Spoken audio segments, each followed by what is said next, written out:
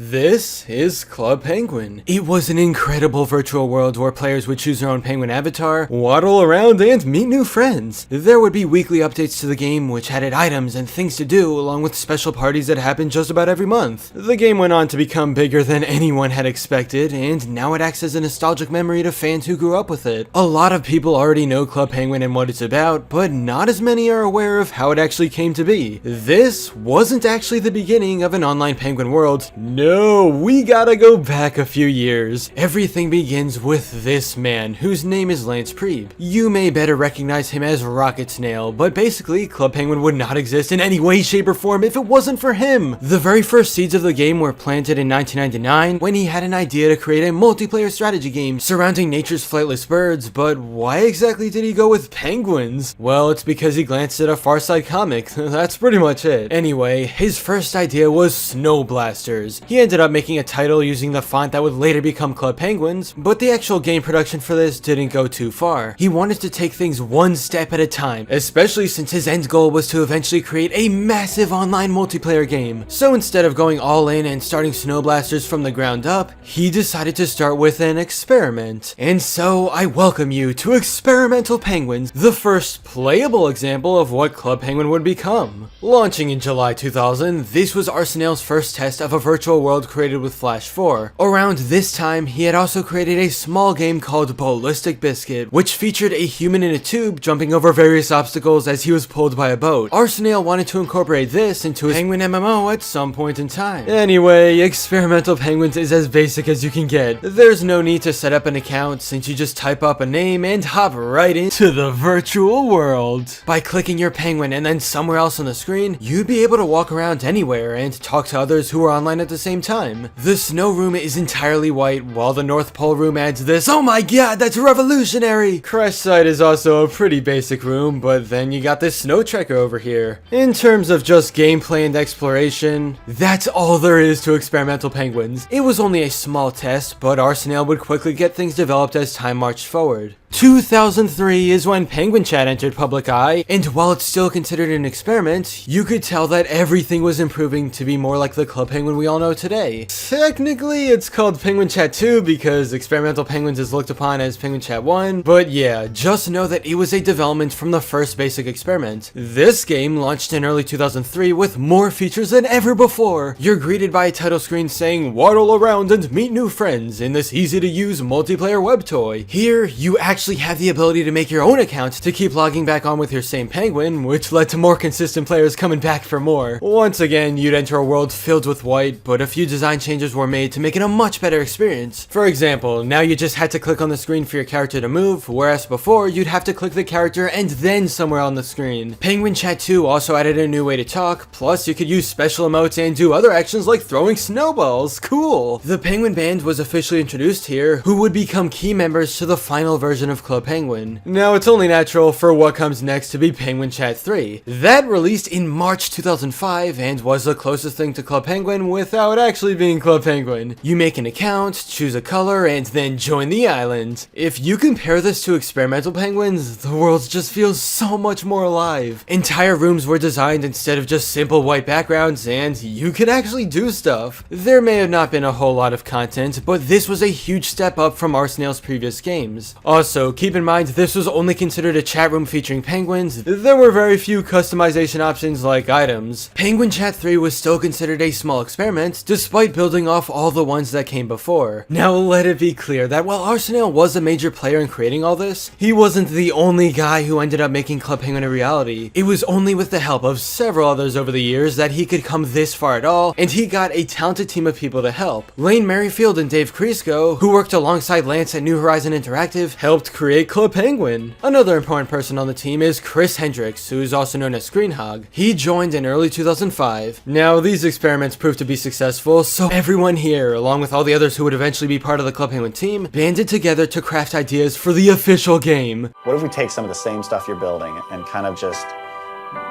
make a world with it? If we could create a playground that could allow kids from around the world to connect, that could really be something. He had his plan, and then Lane helped him really put substance to that plan. And the more we would just kind of brainstorm, the more the pieces of this world kind of started to come together. If we worked on this full time and we hired people and we put Dave's company behind this, how fast could we build it? When they pitched it, it was, I was quite astounded actually.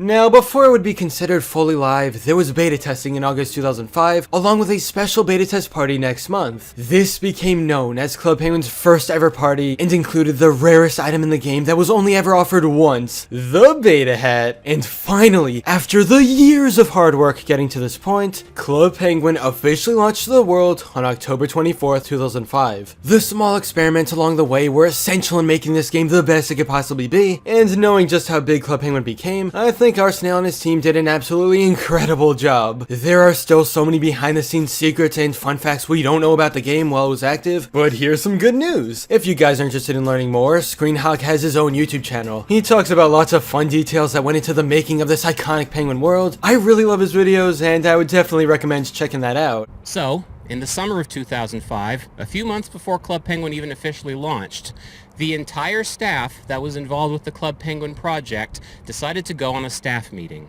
And by that, I mean 7 of us, because that's all there were. 7 of us went over to Quiznos, grabbed a bunch of subs, and came up here to this. Oh yeah, and Arsenal is currently at work on a brand new game, right now titled Box Critters, so you should support that if you want to see what he comes up with next. All the links you need will be in the description below. Anyway, I'm hoping you enjoyed this brief history of everything that came before Club Penguin, since the game means a lot to me, and I think it's cool looking back on how it all started.